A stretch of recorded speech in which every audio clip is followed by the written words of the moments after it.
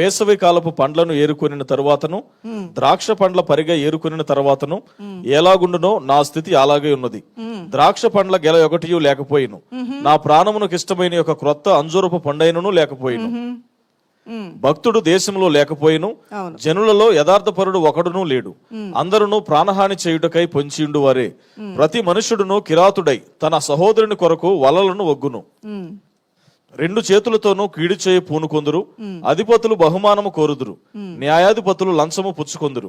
గొప్పవారు తమ మోసపు కోరికను తెలియజేయుదురు, అలాగున వారు ఏకపట్టుగా నుండి దాని ముగింతురు. వారిలో మంచివారు ముండ్ల చెట్టు వంటి వారు, వారిలో యథార్థవంతులు ముండ్ల కంచె కంటెను ముండ్లుగా నొందురు. నీ కాపురుల దినము, నీవు శిక్ష నొందు దినము వచ్చుచున్నది. ఇప్పుడే జనులు కలవరపడుచున్నారు. స్నేహితుని యందు నమ్మిక ఉంచవద్దు, ముఖ్య స్నేహితుని నమ్ముకొనవద్దు. నీ కౌగిటిలో పండుకొనిన్న దాని ఎదుట నీ పెదవుల ద్వారమునకు కాపు పెట్టుము. కుమారుడు తండ్రిని నిర్లక్ష్య పెట్టుచున్నాడు, కుమార్తె తల్లి మీదకిని కోడలు అత్త మీదకిని లేచెదరు. ఎవరి ఇంటి వారు వారికే విరోధులగుదురు. అయినను యెహోవా కొరకు నేను ఎదురు చూచెదను.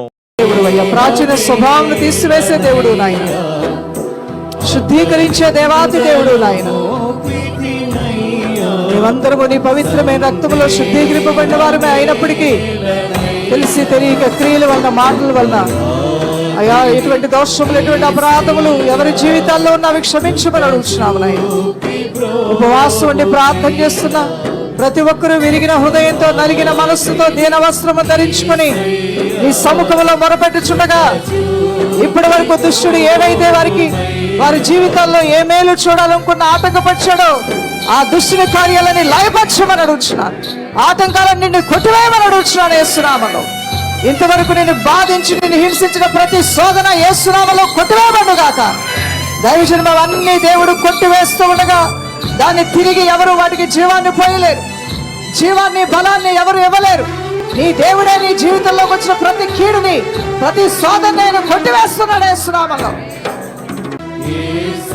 జాలిగల దైవమా, ప్రేమామయుడు అందరినీ క్షమించి అందరికీ నూతన జీవితాన్ని, నూతన స్వభావాన్ని, నూతన కార్యాలని, నూతన సంవత్సరంలో నూతన కృపనిచ్చే దేవా మీకు స్తోత్రం.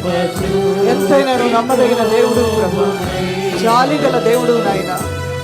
ప్రతి కుటుంబాన్ని రక్షణతో నింపండి, ప్రతి జీవితాన్ని మేలుతో నింపండి. ఏ ఆగిపోయిన ప్రతి కార్యము తిరిగి ప్రారంభించుకునే కృపని బిడ్డలకు దయచండి. గొప్ప నిరీక్షణ వారి హృదయంలో నూతనంగా పుట్టించి ధైర్యపరచమని యేసు నామములో ప్రార్థించి వేడుకొంచున్నాం మా ప్రియ తండ్రి. ఆమేన్. ప్రభు నామానికి మహిమ కలుగును గాక.